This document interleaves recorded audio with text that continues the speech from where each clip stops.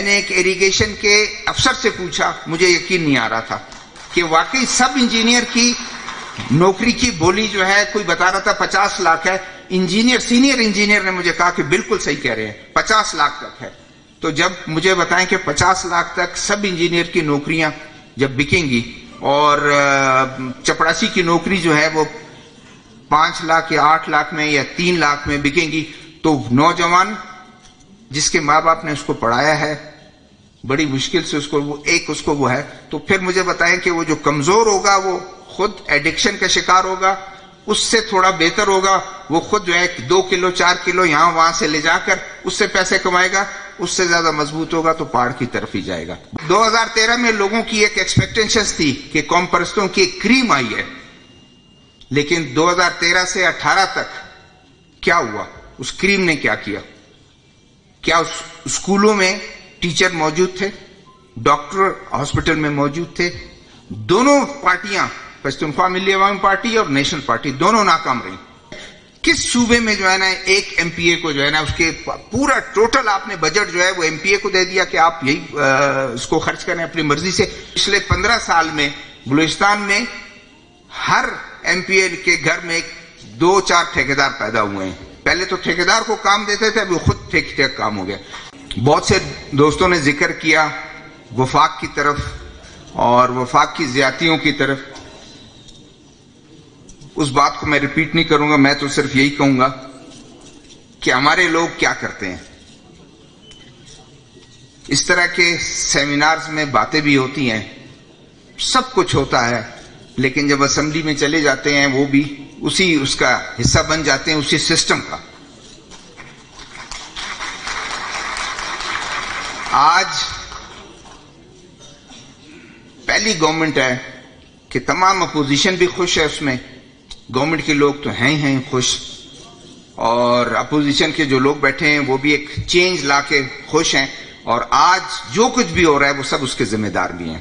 چاہے وفاق کو آپ نے ایک ریزولوشن پاس کر کے ان کو یہ حق دے دیا کہ آپ یہ کریں, اور ایک خدشہ کوئی کہہ رہا تھا کہ شاید گوادر کے اس احتجاج سے اور اس تمام سے وہ تنگ آ کر وہ پیس جو ہے وہ بھی ایک بلوچستان اسمبلی میں ایک قرارداد پاس کر دی جائے گی کہ یہ بھی وفاق کو دے دیا جائے, اس کے انتظام. ڈپٹی کمشنر اسلام آباد جو ہے اس پیس کو وہی وہ اپنا ایک اسسٹنٹ کمشنر بٹھا کے رول کر سکتا ہے, اور ہو بھی سکتا ہے, اس لیے کہ کتنے منٹ لگے اس ریزولوشن کو پاس کرنے میں. بلوچستان اسمبلی نے پاس کیا, کتنی پولیٹیکل پارٹیز نے اس پہ احتجاج کیا, کسی نے احتجاج نہیں کیا, سب خوش ہیں. ریکوڈک پہ اب تک یہ نہیں بتایا جاتا کہ کتنے پرسنٹ بلوچستان کا حصہ ہوگا. 38% تک قدوس بزنجو صاحب جو چیف منسٹر ہیں انہوں نے بتایا کہ یہ ملے گا, لیکن بعد میں پھر آیا کہ نہیں جی 23% ہوگا, 27% ہوگا, لیکن میڈیا میں آتا رہا ہے, لیکن کوئی ذمہ دار شخص گورنمنٹ کی طرف سے یہ نہیں بتایا یا اس ادارے کی طرف سے جو اس وقت انوالو ہے, جو مائننگ کرے گا, کہ کتنے پرسنٹ اس کو ملے گا.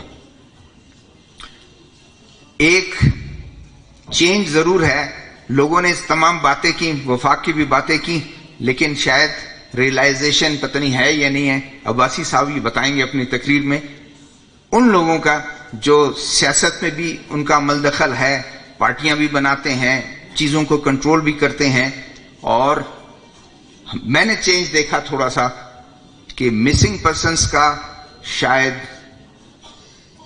2008, 2010 اور 12 میں جو بہت پیک پہ تھا, اس وقت صحافی کے سوال کرنے پر بھی پابندی تھی کہ مسنگ پرسنس کا ایشو نہیں ہے, یہ سارے دہشت گرد ہیں. لیکن آج میں نے یہ محسوس کیا کہ کور کمانڈر جنرل آصف غفور بھی کہتے ہیں کہ میرے دل کے نزدیک ہے یہ. اب کیا وجہ ہے؟ انہوں نے دیکھا کہ شاید طاقت اور اس سے یہ چیزیں حل نہیں ہو رہی, ان چیزوں کو حل کرنی چاہیے, میرے خیال میں حل ہونی چاہیے.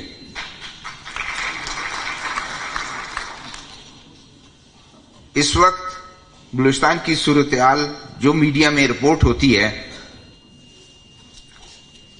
محفوظ علی خان صاحب کہہ رہے تھے کہ کوٹ کیا انہوں نے رفیع اللہ کو, کہ رفیع اللہ کہتا ہے کہ میڈیا میں رپورٹ ہوتی ہیں.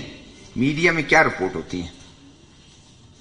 یقین کریں کہ آپ انٹیریئر صوبے میں ذرا چلے جائیں، جا کے آپ کو کریں کہ جو واقعات ہیں اس کا شاید 20% بھی رپورٹ نہ ہوتا ہو.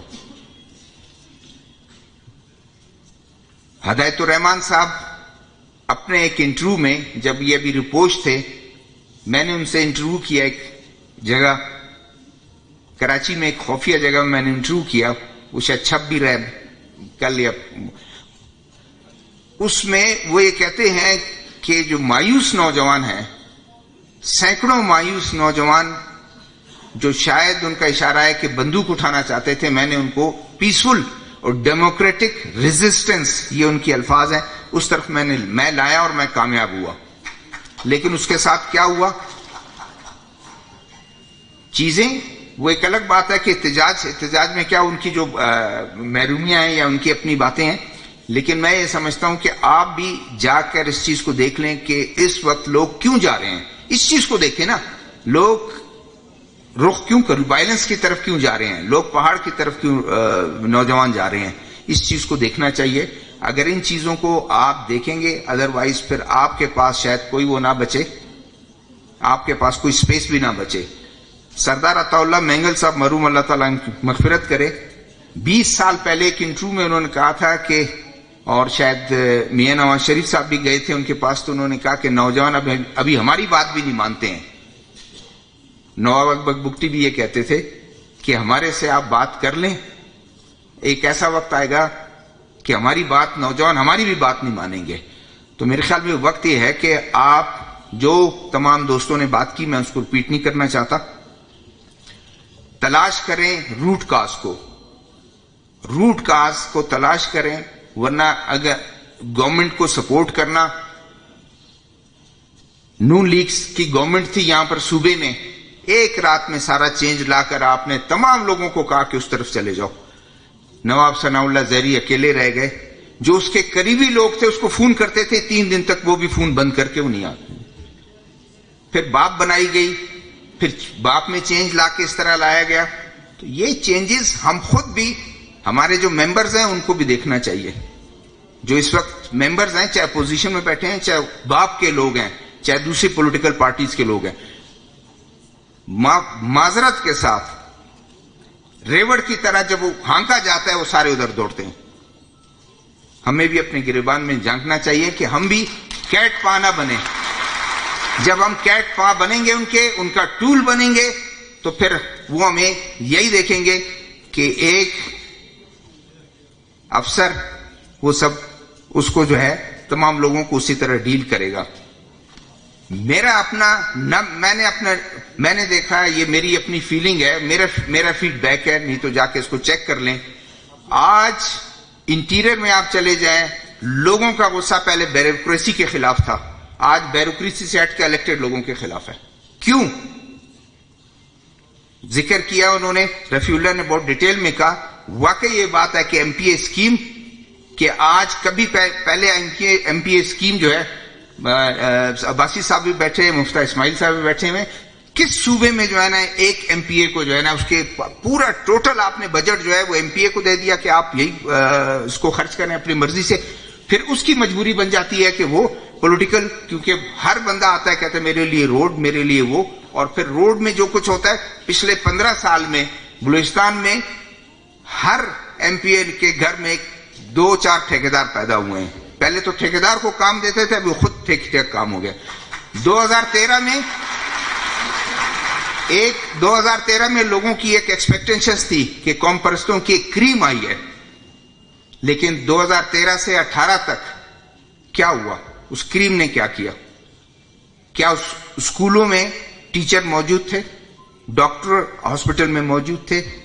دونوں پارٹیاں، پشتونخوا ملی عوامی پارٹی اور نیشنل پارٹی، دونوں ناکام رہی، نہیں کر سکے. اور اس کے بعد پھر یہی وہی ایم پی اے اسکیم جو ہے ان کی نظر ہو گئی. وقت میں زیادہ نہیں لوں گا، میں صرف یہی کہوں گا کہ ہمیں اپنے گریبان میں بھی جھانکنا چاہیے. لوگوں کے چاہے مسنگ پرسنز کا مسئلہ ہو، چاہے یہاں گوادر کا مسئلہ ہو، چاہے سیپے کا مسئلہ ہو، چاہے یہاں حق کے حکمرانی کی بات ہو، اس کو آپ توجہ دیں. آج حکومت میں وہ مجھ سے کوئی پوچھ رہا تھا کہ روٹ کاز کیا ہے، کیوں اس طرح وہ ہو رہا ہے؟ میں نے کہا آج بھی نوکریاں چپڑاسی کی 3 سے 5 لاکھ میں اگر بولی لگتی ہے. میں نے ایک ایریگیشن کے افسر سے پوچھا، مجھے یقین نہیں آ رہا تھا کہ واقعی سب انجینئر کی نوکری کی بولی جو ہے، کوئی بتا رہا تھا 50 لاکھ ہے. انجینئر، سینئر انجینئر نے مجھے کہا کہ بالکل صحیح کہہ رہے ہیں، 50 لاکھ تک ہے.